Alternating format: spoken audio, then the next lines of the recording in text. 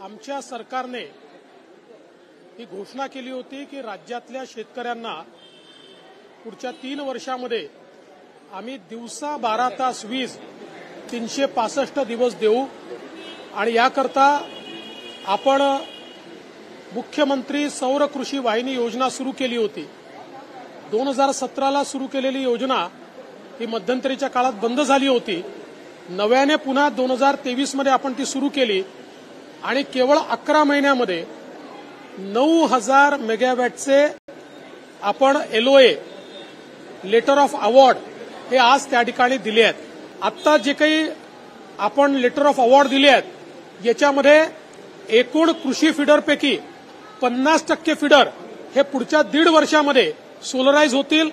आता आपण त्याची सेकंड फेज चालू करतोय, ज्या सेकंड फेजमध्ये आता उरलेल्या 50% फीडर्स करता पुन्हा आम्ही टेंडरची प्रोसेस सुरू करतो आणि मग महाराष्ट्र हे पहिलं राज्य असेल की ज्यामध्ये 100% कृषी जी काही वीज निर्मिती आहे ही सोलरवर त्या ठिकाणी ट्रान्सफॉर्म होईल। आणि मला असं वाटतं की याच्यामुळे एकीकडे आपली कॉस्ट मोठ्या प्रमाणात वाचणार आहे, कारण आज शेतकऱ्यांना जी काही आपल्याला वीज द्यावी लागते त्याच्यावर जी सबसिडी आपण देतो जवळपास 13,000 कोटी रुपयाची सबसिडी आपण त्याच्यावर देतो। त्यातली काही सबसिडी ही आपल्या बजेटमधून येते आणि काही सबसिडी इंडस्ट्रीकडनं आपण घेतो, त्यामुळे इंडस्ट्रीचे रेट देखील वाढतात। पुढच्या 1.5 वर्षामध्ये इंडस्ट्रीचे रेटही आपल्याला रॅशनलाइज करता येतील।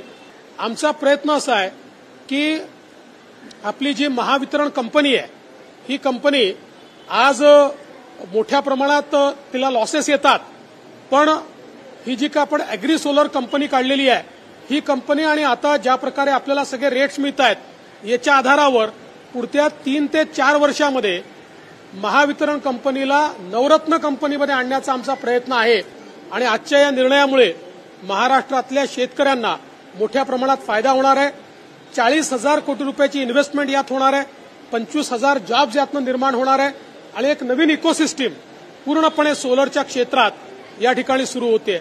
आता जसं दुसऱ्या फेजमध्ये आम्ही सोलर फीडर करतो तसंच आता महाराष्ट्रातल्या जेवढ्या लिफ्ट इरिगेशन स्कीम्स आहेत या लिफ्ट इरिगेशन स्कीम्स देखील आम्ही सोलरवर आणण्याचा निर्णय करतो। माननीय मुख्यमंत्र्यांच्या मान्यतेने आम्ही येत्या कॅबिनेटमध्ये हा आमचा प्रयत्न आहे की त्याचा प्रस्ताव आणायचा आणि त्यानंतर आचारसंहिता संपल्यानंतर, आचारसंहितेच्या आधी झालं तर तो प्रयत्न करू, त्यातर संपल्यानंतर त्याचे टेंडर्स आम्ही रिव्हर्स बिडिंग पद्धतीनं त्या ठिकाणी फायनल करून आपल्या LIS स्कीम देखील या सोलरवर आणू। यामुळे विजेची मोठी बचत होईल, प्रदूषणापासून मोठी मुक्ती मिळेल आणि शेतकऱ्यांना कमी पैशामध्ये रिलायबल अशा प्रकारची पॉवर मिळेल। हे सगळं करत असताना एक अजून मोठा निर्णय आपण घेतला।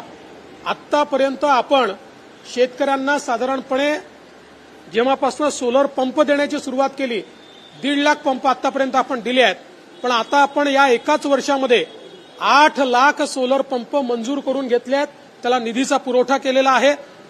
मागेल त्याला सोलर पंप अर्थात ज्याच्याकडे कनेक्शन आहे त्याला नाही, नवीन डिमांड ज्याची आहे यापैकी मागेल त्याला सोलर पंप आता आम्ही देऊ शकतो या परिस्थितीमध्ये आम्ही आहोत, कारण आता आमची पेड पेंडिंग ही 5 लाख आहे आणि आमच्याकडे 8 लाख सोलर पंप या ठिकाणी अवेलेबल आहे। त्यामुळे मोठ्या प्रमाणात शेतकऱ्याला दिलासा मिळणार आहे आणि जी अर्धे दिवस रात्रीची वीज शेतकऱ्यांना वापरावी लागते ती आम्ही त्यांना जे काही प्रॉमिस केलं होतं त्याप्रमाणे 3 वर्षात ते पूर्ण आम्ही संपवू। 1.5 वर्षात 50% शेतकऱ्यांचं रात्रीच्या विजेचं संकट आम्ही संपवून टाकू।